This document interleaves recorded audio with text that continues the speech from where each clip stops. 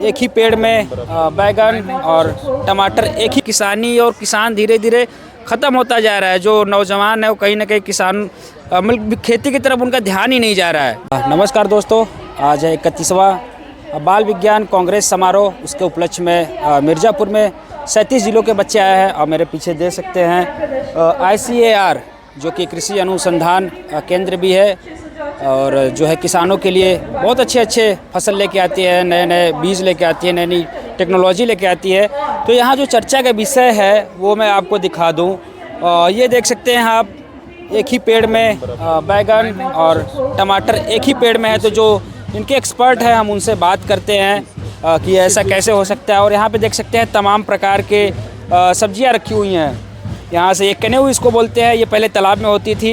नई टेक्नोलॉजी के तहत अब इसको ज़मीन पे भी उगा सकते हैं। ये खीरा जो ये भी एक तरह का अब इसको कह सकते हैं नया प्रोडक्ट है। और शिमला मिर्च है, तमाम बैगन है, और उसके बाद मिर्च है, और उसके बाद सेम, और उसके बाद उधर गोभी वगैरह जो कि सूखे हुए गोभी हैं। तो चलिए जो इनके एक्सपर्ट हैं उन्हीं से बात करते हैं। स्वागत है सर, आपका क्या नाम है सर?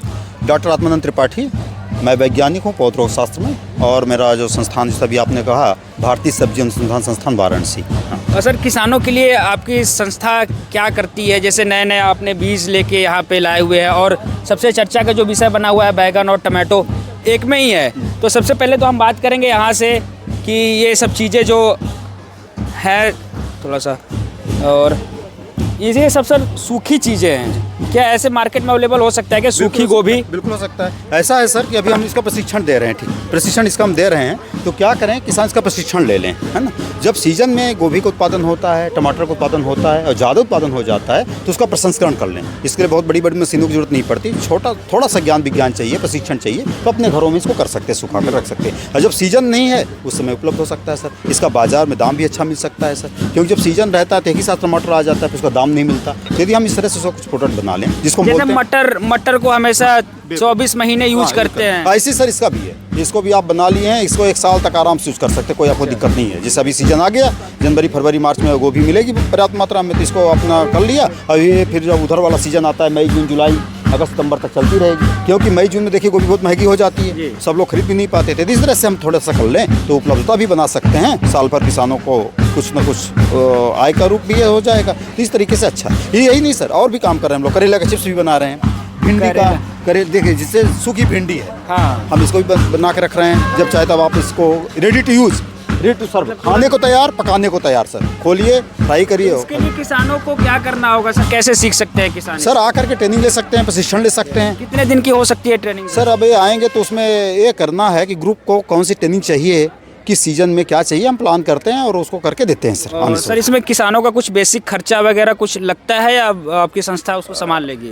अब सर वो ये है कि जब जिस प्रोग्राम में आएंगे वो क्या प्रोग्राम चल रहे हैं उस पर वो निर्भर करता है कि उनका क्या ग्रुप है, क्या प्रोग्राम हमारे पास उस तरह का कार्यक्रम चल रहा है, उसमें हम उनको लेते भी हैं और उसके हिसाब से उनको बताते भी हैं। बहुत सारे हमारी स्कीम ऐसी हैं जिसमें वो करते हैं। फिर देखना पड़ेगा किस तरीके का ट्रेनिंग प्रोग्राम लिया जा रहा है। अप्रोच करेंगे तो जरूर उसमें उनको हमें कुछ न कुछ सुविधा प्रशिक्षण देना पड़ेगा, देनी पड़ेगी। वो किसान कहीं ना कहीं खस्ता हाल है, किसानों की जो किसानी है धीरे धीरे लोग छोड़ रहे हैं। अगर नई टेक्नोलॉजी नहीं आती है कि खेती करने की, तो कहीं ना कहीं हमारे देश से किसानी और किसान धीरे धीरे ख़त्म होता जा रहा है। जो नौजवान है वो कहीं ना कहीं किसान खेती की तरफ उनका ध्यान ही नहीं जा रहा है। तो आप लोगों की संस्था क्या कर रही है? जैसे अभी आपने कहा कि किसानी से युवाओं का रुझान कम होता जा रहा है, तो क्या हम स्टार्टअप ले सकते हैं, इंटरप्रेन्योरशिप डेवलप कर सकते हैं, उस दिशा में हमारा काम होता है। इससे मान लीजिए इसका प्रोसेसिंग हम प्लान शुरू कर दें।